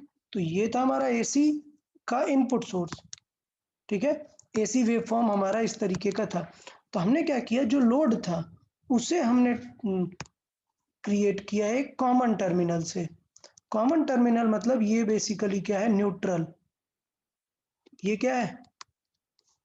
न्यूट्रल। अब समझना क्या कि बोर्ड्स की बुक में आपके थोड़ा सा अलग फिगर होता है। बोर्ड की बुक्स में आपके क्या होता है, इस तरीके से लोड को दिखा देता है, लोड यहाँ पर बना देता है और इसको कॉमन टर्मिनल ऐसे ऐसे ग्राउंड कर देता है। बोर्ड की बुक में आपको फिगर इस तरीके का बना के देता है, ठीक है? तो देखें मैं बोर्ड के फिगर के हिसाब से पहले समझा देता हूँ। लोड यहाँ पे नहीं बनाया है तो होगा क्या, जब ये पॉजिटिव होगा और ये नेगेटिव तो D1 काम करेगा, करंट इसमें ऐसे फ्लो हो जाएगी। क्यों? क्योंकि ये जीरो है और ये पॉजिटिव है। डन। अब देखना, जब ये वाला पॉजिटिव होगा और ये नेगेटिव तो क्या इससे करंट जाएगी? नहीं, लेकिन इससे करंट जाएगी। तो बेसिकली दोनों लूप्स काम में आ जाने वाले हैं। समझ आया हाँ भाई? सबको समझ आया ना फुल वेव रेक्टिफिकेशन? इसको वो बोर्ड्स की बुक में थोड़ा सा वैसा बना रहता है, तो वो फिगर आपको समझा दिया मैंने, आप समझ जाएंगे। बोर्ड्स के एग्जाम में आप वही फिगर बनाएंगे। यहाँ पर हमने न्यूट्रल को इस तरीके से कनेक्ट करके रखा हुआ है।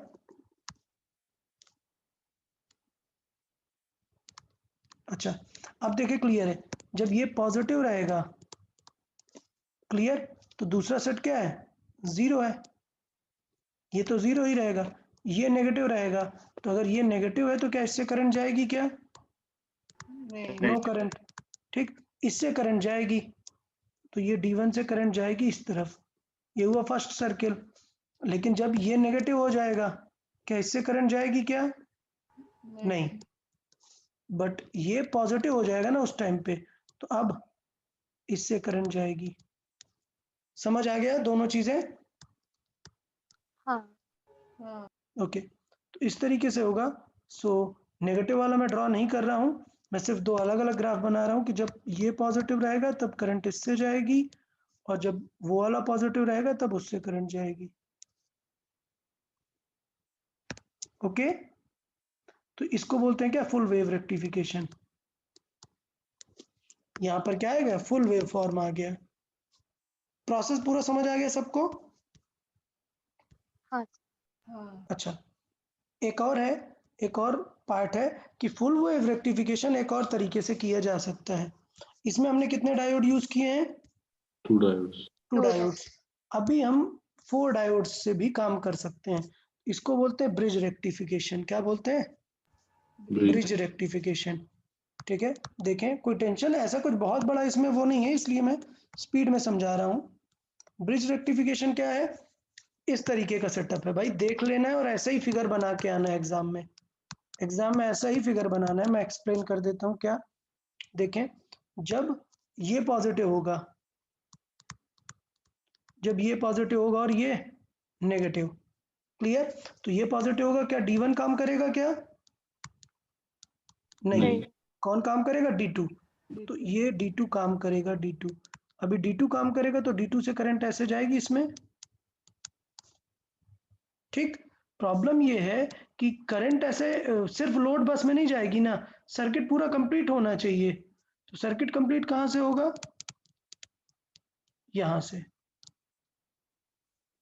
D4। देखो D4 में रिवर्स नेगेटिव से कनेक्टेड है ना, तो इधर से ये D4 ऐसे काम कर रहा होगा और वापस करंट ऐसे सर्किट अपना कंप्लीट कर रही है। तो रेड वाली मार्किंग पूरी समझ में आ गई सबको कि नेगेटिव जब नेगेटिव से कनेक्टेड रहता है तब डायोड एक्टिवेट होता है ना। तो D4 और D2 किससे कनेक्टेड है? प्रॉपरली पॉजिटिव पॉजिटिव से कनेक्टेड है और यहाँ पर नेगेटिव नेगेटिव से। तो फर्स्ट सर्किल में कौन एक्टिवेटेड है? D2 and और D4। D2 and D4। तो इनकी मार्किंग क्या है? रेड कलर है। रेड कलर आ जाओ, ये, ठीक। नेक्स्ट सर्किल में अब आपको समझ आ गया कि नेक्स्ट में जब ये नेगेटिव रहेगा और ये पॉजिटिव रहेगा, क्लियर? तो करंट कहां से जाएगी? D3 में से जाएगी। तो इसका मतलब यार ये फिगर छोटा पड़ रहा है, समझ जाना है आपको कि ये D3 से जाएगी करंट, फिर देखो वैसे ही जा रही है करंट, ऐसी नहीं हुई कि नेगेटिव हो गई। देखो डायोड उल्टा हो जाएगा तो गड़बड़ हो जाएगी, एसी एसी ही बनी रह जाएगी, डीसी नहीं कन्वर्ट होगी, क्लियर? तो ब्रिज रेक्टिफिकेशन में थोड़ा सा डायोड्स का जो स्ट्रक्चर है वो ध्यान देना है आपको। तो D3 अभी कन्वर्ट हो जाएगा, कंडक्ट करेगा और देखो सेम डायरेक्शन में करंट फ्लो कराने वाला है, ओके। और वापस रिटर्न आके इससे कंप्लीट कर लेने वाला है लूप को। डन? तो ये कंप्लीट कर लेगा किसके थ्रू? D4 के थ्रू। समझ आया? हाँ ओके, चलो ठीक है। ये हटा दूं या रहने दूं कलर? रहने दो। रहने दो। रहने ही देते हैं, ठीक है। तो ये हो गए हमारे इसमें और ये हो गए अपने स्काई ब्लू कलर के। अब आपको समझ में आ गई ये दोनों। यार ब्रिज रेक्टिफिकेशन में किसी को कोई टेंशन? नहीं नहीं। नहीं चले, तो यहाँ तक हमारा काफ़ी चीज़ें हो गई। अब मैं थोड़ा सा सिर्फ एक्सप्लेन करूँगा कि आगे क्या पढ़ने वाले हैं। होता ये है कि जब हम एसी को डीसी में कन्वर्ट करते हैं तो ये तो वेरिएबल डीसी हो जाएगी ना जब कन्वर्ट होगी, भाई वेरिएबल होगी ना ये, ठीक है। तो इसमें क्या होता है, अगर मैं वैल्यू वाइज देखूं तो वैल्यू वाइज देखो इस तरीके से नेट वैल्यू मिल रही है। अगर मैं इसका डीसी कंपोनेंट देखूं कि मतलब थोड़ा वेरिएशन और कांस्टेंट देखूं तो ये बेसिकली इसको बोला जाता है एवरेज डीसी। इसकी जो पीक वैल्यू है उसको क्या बोलते हैं हम? Average DC. तो ये बन जाती है हमारी क्या? DC current, I DC. But इतनी ये प्रॉब्लम तो मिनिमम आ ही रही होगी ऑन एन एवरेज। हाँ तो इतनी ये जो प्रॉब्लम आ रही है, इस प्रॉब्लम को क्या बोलते हैं? रिपल। मतलब रिपल क्या होता है? रिपल ये होता है एसी अवेलेबल इन डीसी। हमने बनाई डीसी लेकिन कुछ फ्लक्चुएशन रह जाती है, उनको क्या बोलते हैं? रिपल। तो इनको हटाने के लिए जुगाड़ किया जाता है कि सर्किट में क्या ऐड कर देते हैं? कैपेसिटर। कैपेसिटर क्या करता है कि जब ये फुल चार्ज हो गया, ठीक है, अब ये जब डिस्चार्ज होगा तो कैपेसिटर मेंटेन करने का ट्राई करेगा ना, हाँ ठीक है। फिर से ये डिस्चार्ज होगा फुल, फिर कैपेसिटर थोड़ा तो मेंटेन करेगा ही, फिर ये रहेगा, फिर कैपेसिटर मेंटेन करेगा। तो बेसिकली ये रिपल्स क्या हो जाते हैं, काफी कम रिड्यूस हो जाते हैं, किससे, कैपेसिटर। फिर भी फाइनल वेव हमें क्या होती है, इतनी अच्छी डीसी नहीं मिलती है, इस टाइप की डीसी मिलती है। तो फिर वहां पर कौन आ जाता है, जीनर डायोड, और वो क्या काम करता है, वोल्टेज रेगुलेटर का, इसको कैसा कर देता है, वो स्ट्रेट कांस्टेंट कर देता है। सो इस तरीके से फाइनली हमें एसी से एक अच्छी सी डीसी मिल जाती है। तो सिर्फ रेक्टिफिकेशन से काम नहीं होगा, एक कैपेसिटर लगाना पड़ेगा, उसको क्या बोलते हैं, फिल्टर सर्किट, क्या, फिर फिल्टर सर्किट। और उसके बाद लगाते हैं जीनर, वो क्या काम करता है, वोल्टेज रेगुलेशन, मेंटेन करके रखता है कि अगर ये 5 वोल्ट है तो 5 वोल्ट ही रहे। समझ आया। इसलिए आप चार्जर वगैरह में देते हो तो वहां पे लिखा रहता है कि आउटपुट कितना आने वाला है, 5 वोल्ट ही आने वाला है। समझ आया कि आगे हम क्या क्या पढ़ने वाले हैं अभी। हाँ ओके, हाँ चलिए ठीक है, थ्योरेटिकल एस्पेक्ट है, थोड़ा सा रिवाइज भी करते रहेंगे आप लोग तो काम बन जाएगा, उतना कुछ इश्यूज नहीं है। आगे नेक्स्ट लेक्चर में हम बाकी डिटेल, आज के उसमें किसी को कोई डाउट कुछ तो बता दें। आज के लेक्चर में यहाँ तक किसी को कोई डाउट, नहीं ओके गुड। सर हाँ पूछे। सर वो रिवर्स बायस में वो डिप्लीशन लेयर बढ़ता है ना, उसका रीजन फिर से एक बार। रिवर्स बायस्ड में डिप्लीशन लेयर बढ़ रहा होता है, अरे तो यहाँ पे रिवर्स बायस्ड में इस तरफ इलेक्ट्रिक फील्ड आ जाती है ना, हाँ ये प्लस से माइनस हो गया, इलेक्ट्रिक फील्ड इस तरफ, मतलब यहाँ पे जो चार्ज कैरियर है यहाँ पर, उन सबको तो पूरा ये फोर्स मिल ही रहा था, ये पॉजिटिव था, ये नेगेटिव था, लेकिन और एक्स्ट्रा इलेक्ट्रिक फील्ड यहाँ पर मेंटेन हो जाती है। इस एक्स्ट्रा इलेक्ट्रिक फील्ड की वजह से ई नेट अंदर का बढ़ जाता है। तो इसका मतलब ये होता है कि और जो यहाँ के मॉलिक्यूल्स थे और ज्यादा डिफ्यूज होने लग जाते हैं, हाँ ठीक है। सो बेसिकली अंदर इलेक्ट्रिक फील्ड को बढ़ाने के लिए डिफ्यूजन स्टार्ट हो जाता है, ठीक है। हाँ अंदर इलेक्ट्रिक फील्ड को बढ़ाने के लिए डिफ्यूजन उनका बढ़ जाता है। एक्चुअल अगर रीजन देखें तो एक्चुअल रीजन है इलेक्ट्रॉन्स, क्या, डिप्लीशन लेयर बढ़ने का एक्चुअल रीजन क्या है, इलेक्ट्रॉन।